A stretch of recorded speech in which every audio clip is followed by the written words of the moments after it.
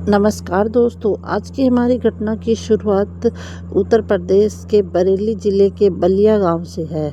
बलिया गांव में रहने वाला एक नौरंग सिंह होता है। नौरंग सिंह की पत्नी की मौत कई साल पहले हो गई थी। नौरंग सिंह के घर में उसकी एक इकलौती बेटी होती है जिसका नाम नायरा होता है। नायरा 21 साल की उसकी उम्र होती है। नायरा ने पिछले ही दिनों में बीए की परीक्षा पास कर ली थी, बीए की डिग्री हासिल कर ली थी और नौरंग सिंह सोचने लगता था कि उसकी बेटी अब बड़ी हो गई है, अब उसको अपनी बेटी की शादी करनी है। इसी तरीके से नौरंग सिंह के पास आधा एकड़ ज़मीन भी होता है। वह अपनी बेटी नायरा को कहने लगता है कि बेटी, मैंने बड़ी मेहनत मजदूरी से तुम्हें पाला पोस कर बड़ा किया है, अब मैं चाहता हूँ कि जल्दी से तुम्हारी शादी हो जाए। यह बात कहकर नौरंग सिंह अपनी बेटी नायरा को वो कहता है कि मेरे पास सिर्फ आधा एकड़ ज़मीन है, इसे बेचकर मैं तुम्हारी शादी कर दूंगा, फिर मैं बिल्कुल ही आज़ाद हो जाऊंगा।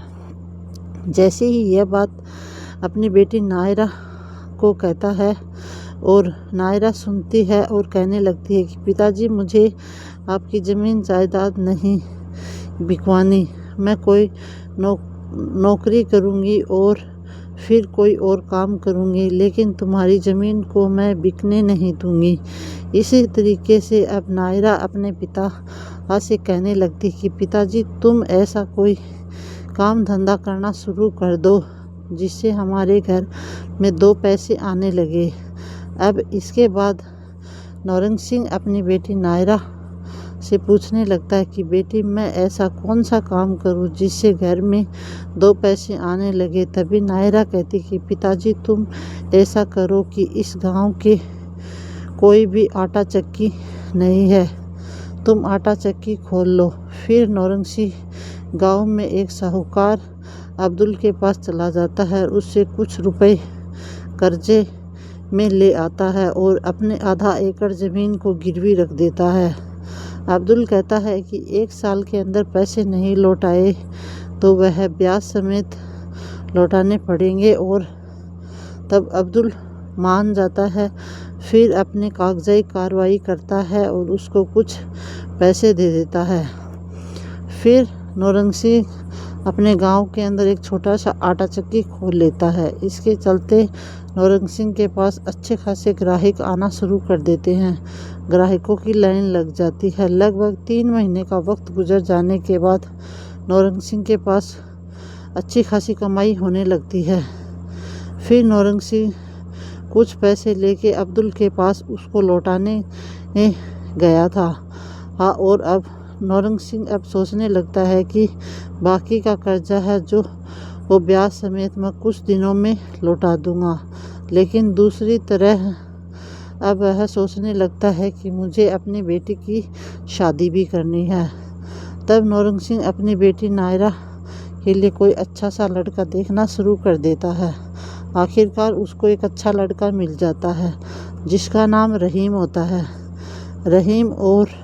रहीम के साथ नायरा एक दूसरे को पसंद भी करते थे। फिर नौरंग सिंह उन दोनों की शादी नायरा की शादी अगले 2 महीने के अंदर रहीम के साथ कर दी जाती है। नायरा का पति रहीम लालची किस्म का व्यक्ति होता है। नायरा को कहने लगता है कि तुम अपने पिता से 5 लाख रुपए मांगो और मुझे ला कर दो, मुझे उसे किसी बिजनेस को शुरू करना है। और तभी नायरा अपने पति रहीम की बातें सुनकर अपने पिता नौरंग सिंह को फ़ोन कॉल करती है और कहती है कि पापा, 5 लाख रुपए की सख्त ज़रूरत है। तभी नौरंग सिंह अपनी बेटी नायरा को कहने लगता है कि बेटी, तुम्हें देने के लिए मेरे पास कुछ नहीं बचा है, मैंने जितने भी पैसे कमाए वह सब तुम्हारी शादी में खर्च हो गए हैं। इस तरीके से बेटी नायरा अब वह मजबूर हो गई थी। दूसरी तरफ उसका पिता नौरंग सिंह भी मजबूर हो गया था। लेकिन रहीम को जब भी इस बात के बारे में पता चला कि नायरा के पिताजी के पास 5 लाख रुपए नहीं है, तो वह रहीम अपनी पत्नी नायरा को धमकाना शुरू कर देता है। और कहने लगता है कि मैं तुम्हें तलाक दे दूंगा। इसी तरीके से लगभग 1 महीने का वक्त गुजर जाता है। आखिरकार रहीम अपनी पत्नी नायरा को तलाक दे देता है। जैसे ही तलाक हो जाता है तो फिर उसकी बेटी नायरा अपने पिता नौरंग सिंह के घर पर फिर से रहना शुरू कर देती है। इसके बाद नौरंग सिंह की परेशानियां, उसकी मजबूरियां बढ़ने लग जाती हैं। दूसरी तरफ नौरंग सिंह जो आटा चक्की की दुकान होती है वह भी चलाना बंद कर देता है। उस पर ग्राहक आने कम हो जाते हैं क्योंकि गांव के अंदर कोई एक और दूसरी आटा चक्की खुल चुकी थी। इसी तरीके से नौरंग सिंह का काम बिल्कुल ही ठप हो जाता है। नौरंग सिंह की दूसरी तरह से साहूकार से पैसे लौटाने के लिए अब पड़ोसन जन भी बात पर चर्चा करना शुरू कर देता है। नौरंग सिंह अब अपनी बेटी की दूसरी शादी कर दो, और यह बात उसके पड़ोसी उसको कहते हैं। इस तरह नौरंग सिंह यह बात सुन के बहुत परेशान हो जाता है। नौरंग सिंह अब सोचने लगता है कि बेटी नायरा, उसका जीवन भी बिल्कुल नरक हो गया है। इस तरीके से नौरंग सिंह गलत कदम उठा लेता है। हर रोज़ शराब पीने लग जाता है। देखते ही देखते अब वह शराबी बन चुका था। इस बात की भनक खुद उसको वो भी नहीं लगती थी कि आखिरकार वह क्या कर रहा है, जिससे रात के करीब तकरीबन 10 बजे के आसपास नौरंग सिंह शराब के नशे में धुत होकर अपने घर आया और अपनी बेटी अकेली घर पे थी। अकेली देखकर वह शराब के नशे में उसकी नीयत खराब हो गई। नौरंग सिंह अपनी बेटी पर नीयत बिल्कुल ही बिगड़ चुकी थी। नौरंग सिंह ने घर का मुख्य दरवाज़ा बंद कर दिया और अपनी बेटी के साथ गलत काम करना शुरू कर दिया।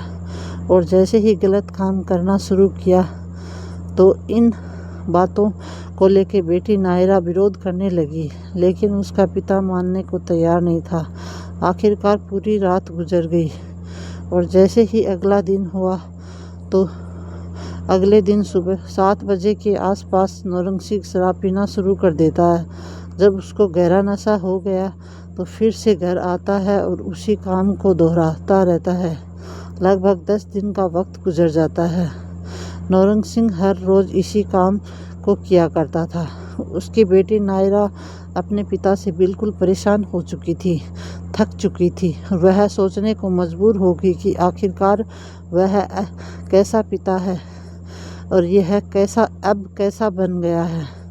नायरा मन ही मन बहुत दुखी और परेशान थी। अब नायरा सोचने पर मजबूर हो गई कि उसे बीच रास्ता निकालना ही पड़ेगा। एक दिन ऐसा भी आ जाता है जिसे नायरा अपने पिता नौरंग सिंह काफ़ी शराब के नशे में धुत होकर अपने घर आया, लेकिन नायरा आज कुछ ऐसा काम करने वाली थी जिसके बारे में नौरंग सिंह को बिल्कुल भनक तक भी नहीं थी। रात के तकरीबन 11 बजे का टाइम था। बेटी नायरा अपने कमरे से बाहर निकली और घर में तेज धार वाली कुल्हाड़ी उठाई और अपने पिता नौरंग सिंह के कमरे में चली गई।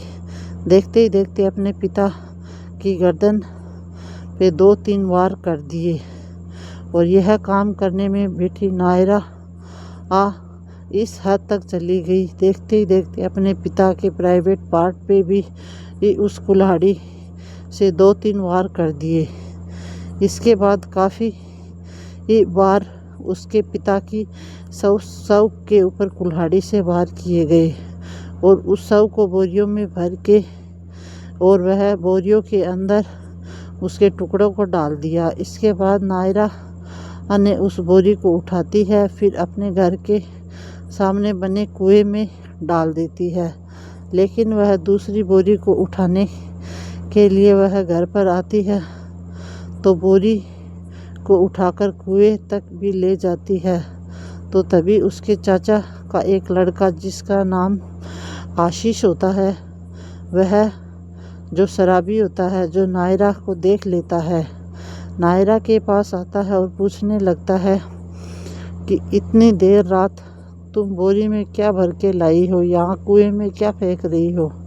तो आशीष उस समय उस बोरी को खोलकर देख लेता है। देखने के बाद आशीष के होश उड़ जाते हैं और सोचने में मजबूर हो जाता है। आशीष इस बोरी के अंदर जिसकी लाश के टुकड़े थे और वह देख के जोर से चिल्लाने लगता है, शोर मचाना शुरू कर देता है।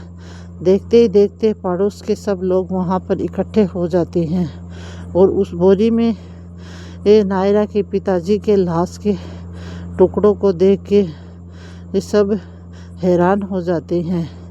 किसी एक पड़ोस ने नज़दीकी पुलिस स्टेशन पे फ़ोन कॉल करके पुलिस को मौके पर बुला लिया। मौके पर वहाँ पे पुलिस पहुँच गई और नायरा के पिताजी के लाश के टुकड़ों को बरामद किया जाता है। साथ ही उस लड़की नायरा को भी गिरफ्तार किया जाता है। यह जब नायरा को पुलिस गिरफ्तार कर लेगी और पुलिस स्टेशन ले गई तो उससे पूछताछ की तो नायरा रोते गिड़गिड़ाते पुलिस के सामने अपनी पूरी कहानी को बता देती है।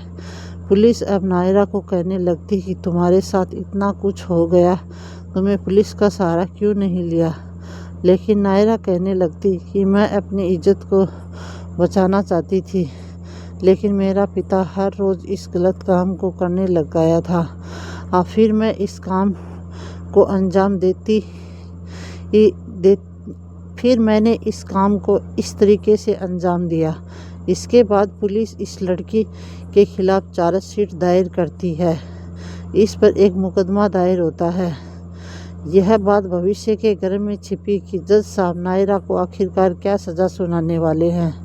तो दोस्तों, यह घटना सुनाने के पीछे हमारा किसी का दिल दुखाना नहीं है, न ही किसी की भावनाओं को ठेस पहुंचाना है, बल्कि आप लोगों को सचेत करना, जागरूक करना है और आप लोगों को हर एक मोड़ पर सतर्क रहने के लिए कहा जाता है।